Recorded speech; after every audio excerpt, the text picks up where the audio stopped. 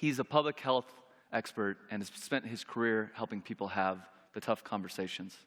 Here to shine some light and lightness on one of the toughest discussions we face is Jeremy Make.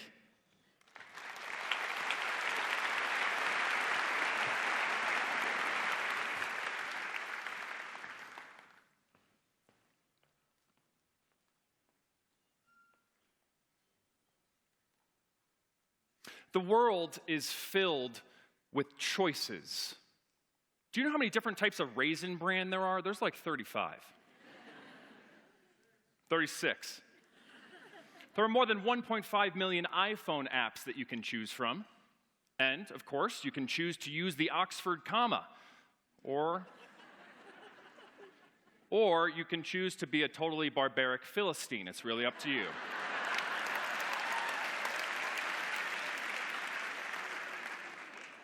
When it comes to dying, there are a lot of options too.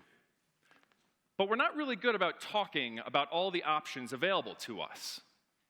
Like for me, I want to die peacefully, in my sleep, like my grandfather did. Not screaming like the passengers in his car, you know?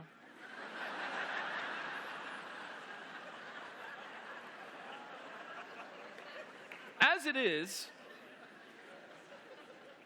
some people know the options afforded to them when it comes to end-of-life care, those with high health literacy, those who know the right questions to ask, and those who talk about healthcare on a regular basis, so doctors, and maybe NPR's Terry Gross. But for the rest of us, we're lucky if we get a form to sign on the way into a major surgery that tells us, in quite uncertain terms, the 3 basic options should something terrible happen. Not exactly the best time to be asking people if they want aggressive treatment, limited treatment, or comfort care only. We can do better. We must do better for the sake of people who may face the end of life one day. So, according to researchers, between like 40 and 68% of us. Not you, you're fine. You don't even really need to listen to this TED Talk if you don't want to. Stick around for Jovan's, though. It's going to be great. Do you remember the movie Big Fish? There's this great scene in it where the kids all see a vision of their own deaths in the future. And they see it in a witch's glass eyeball. God, I love that movie. One kid sees a vision of his death when he falls off of a ladder as an old man. And that's how he dies. Another one dies from pooping too hard. It's quite moving. And then the main character sees his death, and it's calm, it's simple. Oh, so that's how I go. What if you didn't need a witch's glass eyeball to tell you how you were going to die? What if you got to decide for yourself? For those of us who want to decide, I've come up with a little crazy notion.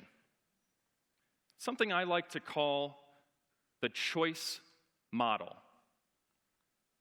This is basically an informed consent form that tells people the advantages and the disadvantages of 9 different dying options that should be afforded to them. Now, it's very simple. And today, June 25th, 2016, we're launching a website that outlines all of those options in detail. I call it thechoicemodel.com.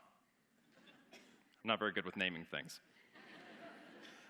On this website, it's colorful, it's easy to translate into Spanish, French, Mandarin, Chinese, any language. It's written at an 8th grade reading level. And it's for people who aren't normally given choice. Who am I kidding? It's for everyone. Candy for all. So this informed consent form doesn't discuss the religious or the ethical considerations of each of those options, because that'd be a really long website to scroll through. But it does tell you those 9 options. So I guess you're probably wondering what those options are. Let's talk about them. One by one, the 9 options of the choice model. Option 1, all available measures. This includes feeding tubes, breathing machines, medications, surgery, chemotherapy, anything to try to keep you alive as long as possible. Now remember, the form outlines the advantages and the disadvantages of each option. Not an easy task, especially when we're trying to do it neutrally.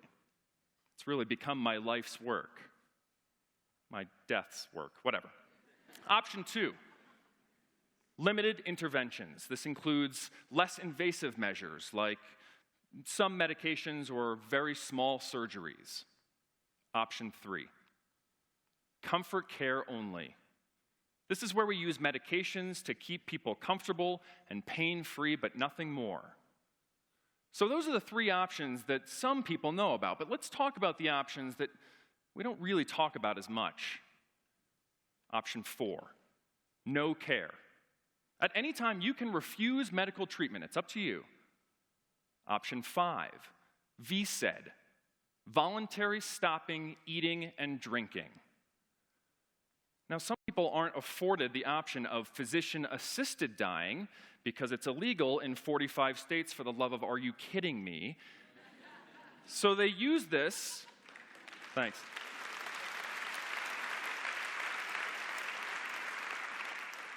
So they use VSED as a way of subverting the system.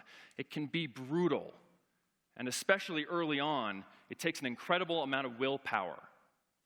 But as we near the end of life, we tend not to feel hungry or thirsty anyway. Our bodies don't desire and we don't want food or drink, except whiskey. Everyone wants whiskey at the end of life. It's a weird phenomenon. What are we on? Option 6, palliative sedation. This is where we use medications to keep a person asleep until they die, or at least until the end of their brother's bar mitzvah. Option 7, physician aid in dying.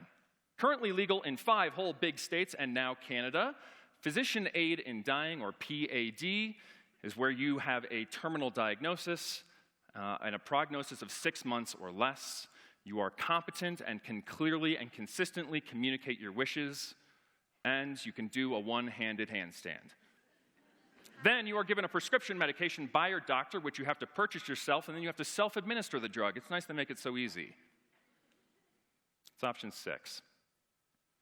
That was option 7. Option 8, euthanasia. Euthanasia is like physician-assisted dying, but instead of you having to do it for yourself, a doctor does it for you.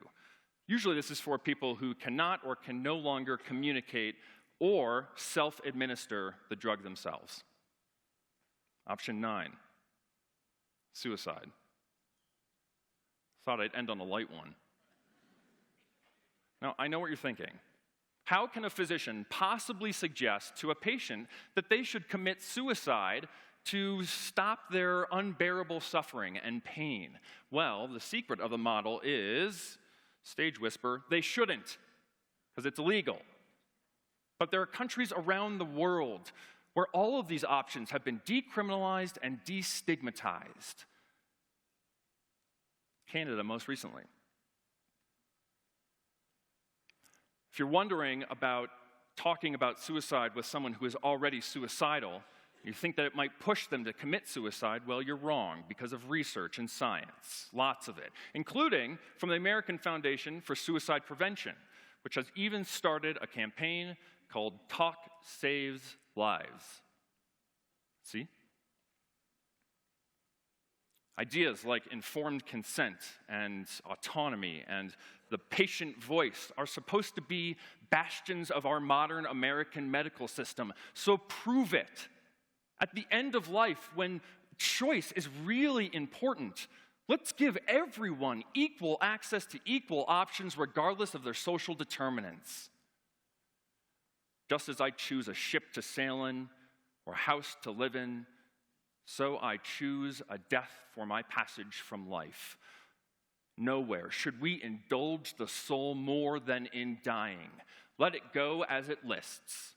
If it craves the sword or the noose or some potion that constricts its veins, on with it. Let it break the chain of slavery. A person's life should satisfy others as well. their death, only themselves, and whatever sort they like is best.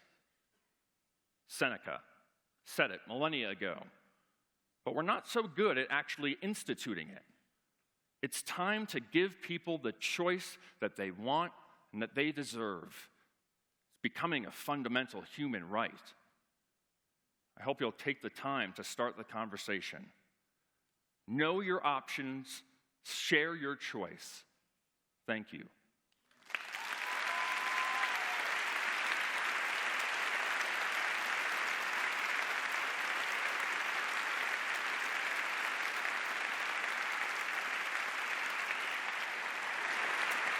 Thank you, Jeremy. I'm going to hold you for a moment. So many in the audience are probably uncomfortable with even the mention of the options that are illegal. Why should a provider help someone either directly or indirectly with an option that's not legal today? Yeah, it's a good question. I mean, the first thing you need to know about the model is that it's respectful and cognizant of every state's laws. And anyone who tries to subvert those laws is really jeopardizing the whole model and everyone else's chances of using it. But there's an example of someone who I think used something like the choice model, which is Brittany Maynard, who had a terminal cancer diagnosis. She lived in California, and she moved to Oregon, where physician aid in dying was legal. And she died peacefully, tranquilly, the way that she wanted. That's a great example of a time when a doctor can say to a patient, sometime in the future maybe, here's a referral, here's where you can go, and here's where you can do it legally. Thank you, Jeremy. Thanks.